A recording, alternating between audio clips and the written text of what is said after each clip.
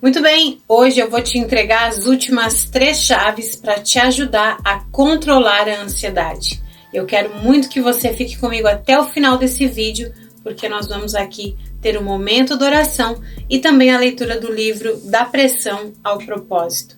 Fica com a gente, não se esqueça, deixa o seu like, se inscreva em nosso canal e compartilha com o máximo de pessoas que você puder. Eu vou rodar a vinheta e eu já volto direto com a palavra de Deus.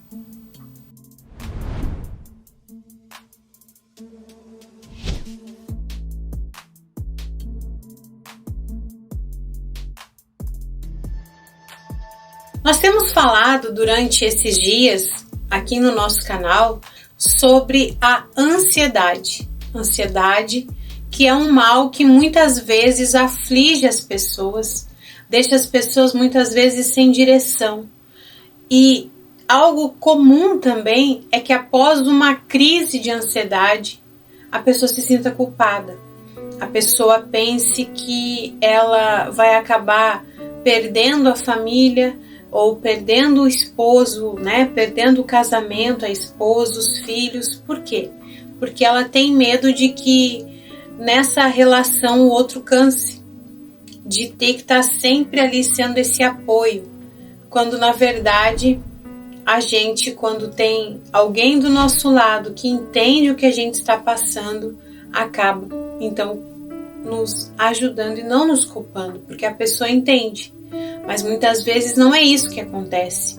Muitas vezes a pessoa ela não tem dentro de casa uma rede de apoio e muitas vezes ela não tem com quem se abrir.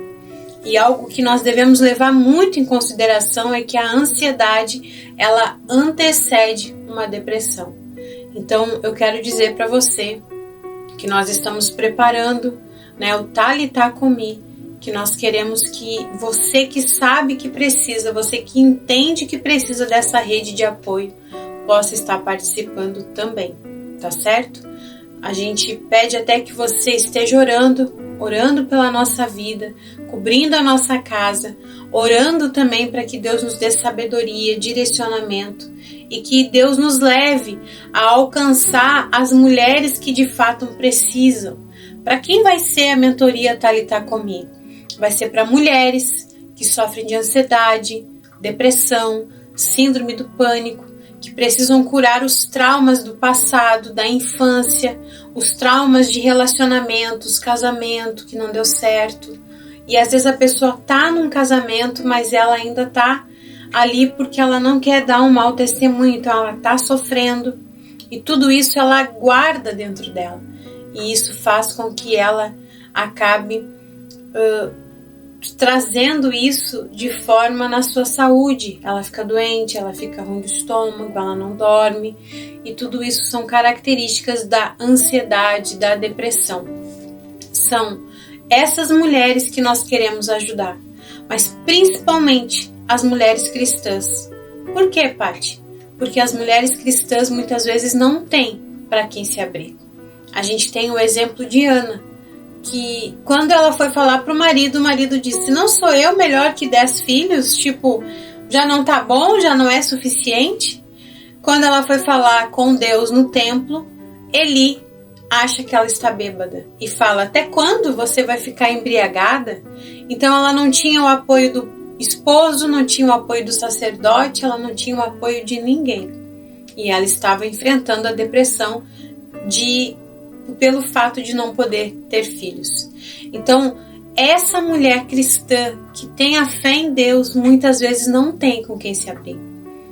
E também a mulher cristã que é líder, que tem uma posição, tem um ministério na igreja, ela não tem com quem se abrir. Porque se alguém souber da sua fraqueza, muitas vezes ela pode ser apontada, ela tem medo de perder a posição, de perder o cargo.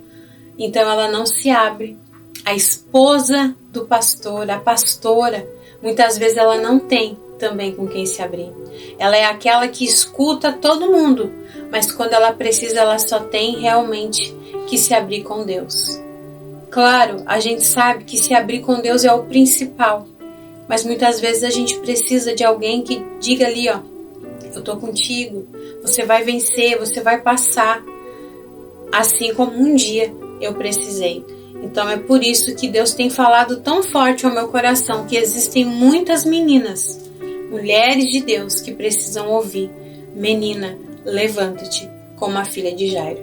Então é para essas mulheres, é em cima desse sentimento que muitas mulheres estão passando que eu decidi e tenho orado e buscado a direção de Deus para fazer a mentoria Talitá Comi. E eu conto com as suas orações.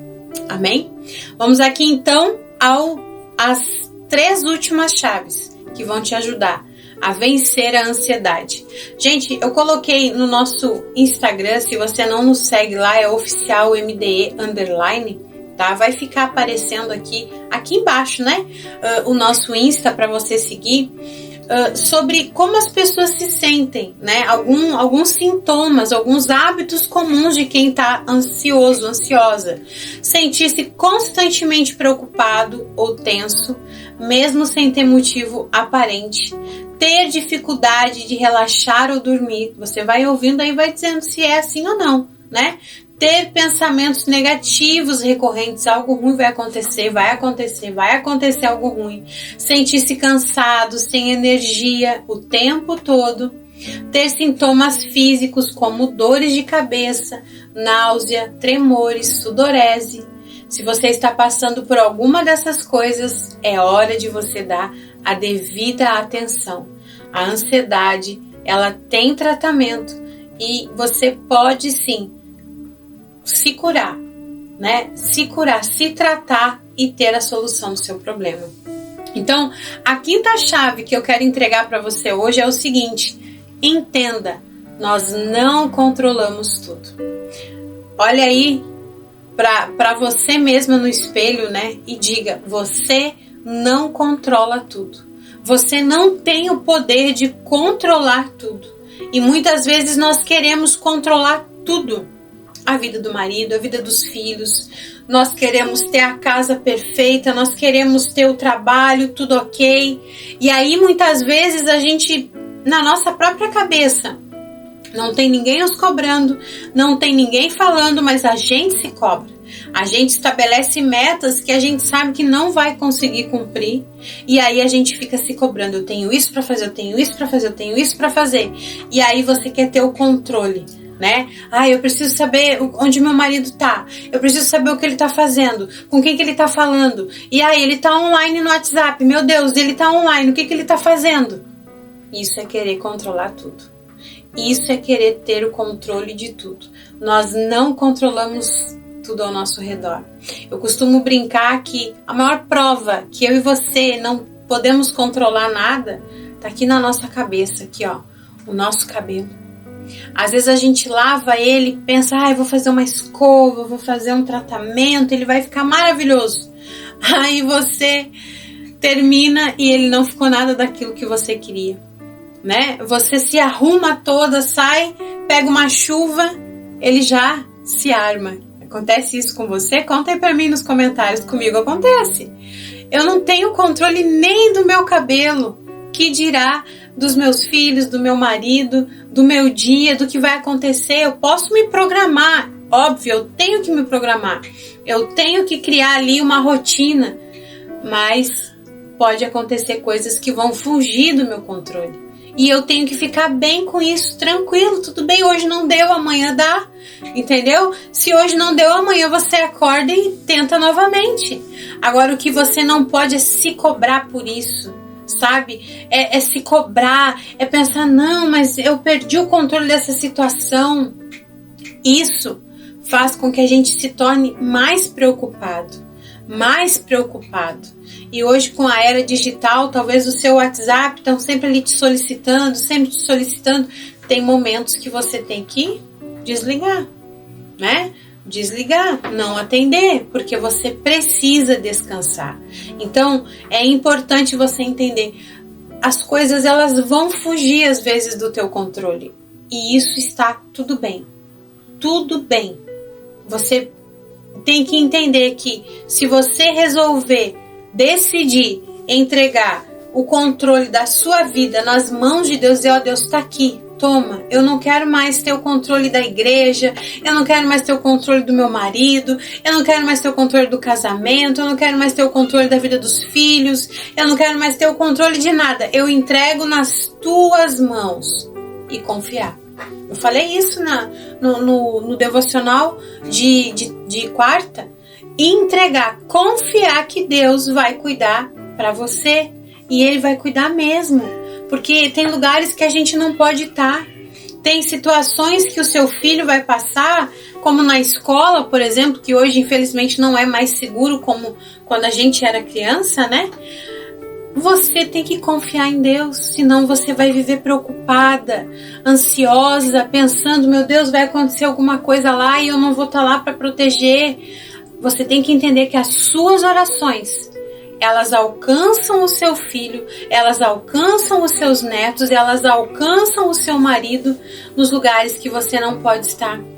Então, entenda isso, compreenda isso. Às vezes até dentro de casa, se você é do lar, você tá ali e você tá fazendo as coisas e quando vê o filho cai, se machuca, você não pode fazer nada, mesmo estando ali do lado, porque você não tá no controle. Entenda isso e descanse a sua mente, descanse o seu coração.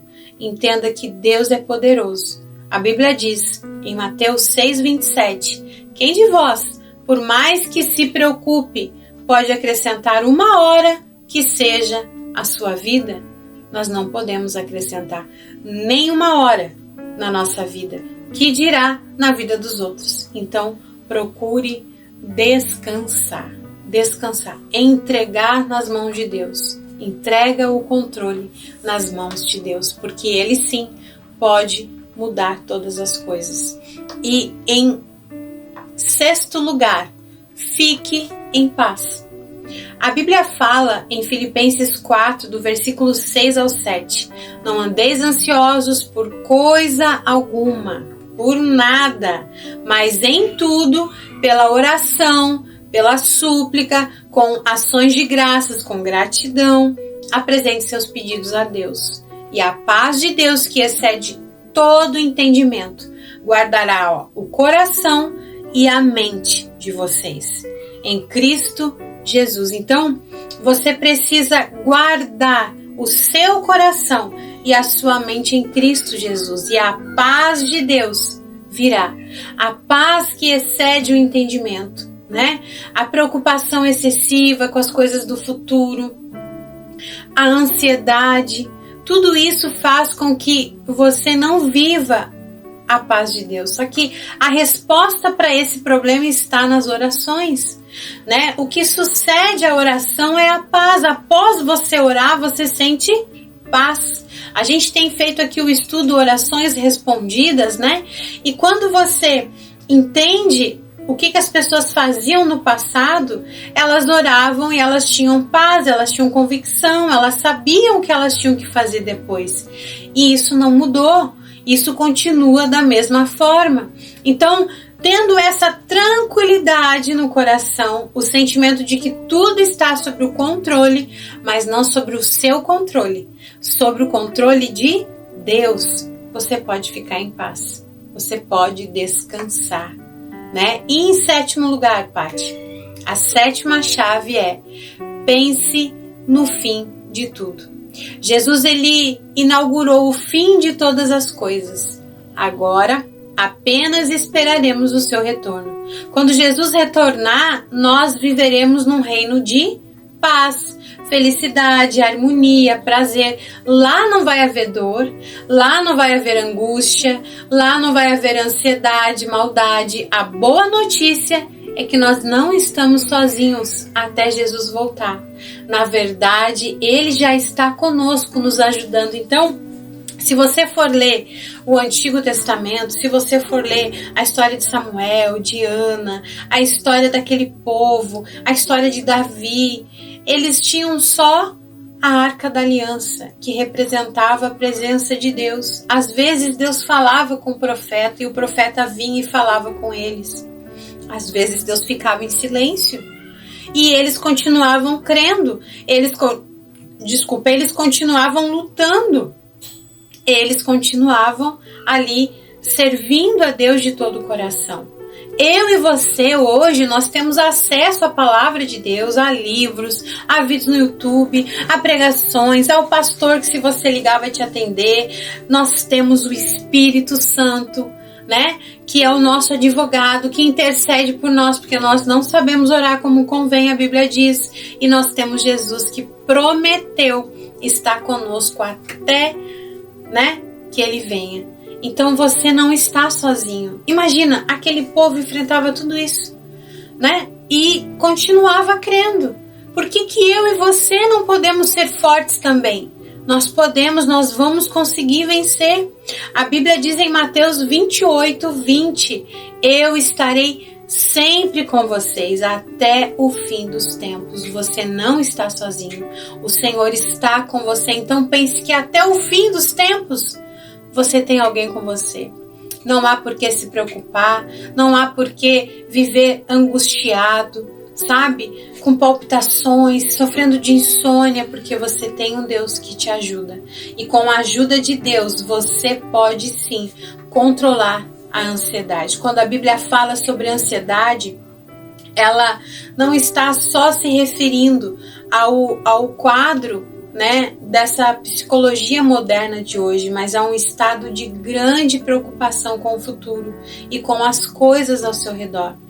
Então, eu quero dizer para você, se você está enfrentando, e você não precisa enfrentar sozinho, nós estamos aqui para te ajudar. Nós estamos aqui para te ajudar e para te mostrar que há sim uma rede de apoio, que há sim mulheres que vão estar intercedendo pela tua vida e você vai vencer esse mal. Amém? Daqui a pouquinho nós vamos orar. Agora nós vamos à leitura do livro do Bispo T.D. Jakes e segunda-feira eu volto com um novo estudo, nova mensagem para você. Lembrando que sábado à meia-noite, Recado do Coração de Deus lá no nosso Instagram e repete aqui no YouTube ao meio-dia de domingo, tá bom? E a gente tem terça e quinta estudo bíblico, orações respondidas, tá certo? Vamos aqui então à leitura do livro do Bispo T.D. Jakes. Pense nas toneladas de rochas e solo que comprimem os depósitos de carbono, a ponto de convertê-los em diamantes. Do ponto de vista do carbono, esse peso todo é de fato destruidor, mas também capaz de criar algo novo, raro e belo. Locais de esmagamento revelam que a nossa vida é mais complexa do que poderíamos imaginar. Os aspectos verdadeiramente inestimáveis, maravilhosos e eternos da nossa identidade e destino máximo nos são revelados ali. Nas páginas a seguir, quero concentrar a nossa exploração sobretudo nas áreas de devastação pessoal. Não precisamos nos estender na sensação causada pelas ocasiões de esmagamento, porque toda pessoa com um destino tem ou terá familiaridade com a dor. A questão que precisa ser respondida durante o nosso esmagamento é se esse sofrimento com que nos deparamos é o fim de tudo que já realizamos. Com sinceridade e veemência, creio que a resposta seja redundante. Não. Talvez você se conforme com uma vida muito inferior à que Deus planejou. A melhor, por não se permitir imaginar que o melhor está por vir. A sua tragédia pode ter acontecido há anos ou há décadas, mas o trauma que ela causou continua te aprisionando ao passado. Talvez você se concentre nos ramos quebrados e no fruto esmagado das suas antigas realizações, em detrimento da possibilidade de maximizar o seu potencial ao longo do processo do nosso divino e inesperado esmagamento. Esteja você onde estiver, todos lutamos com o impacto inesperado que o esmagamento deixa na nossa alma.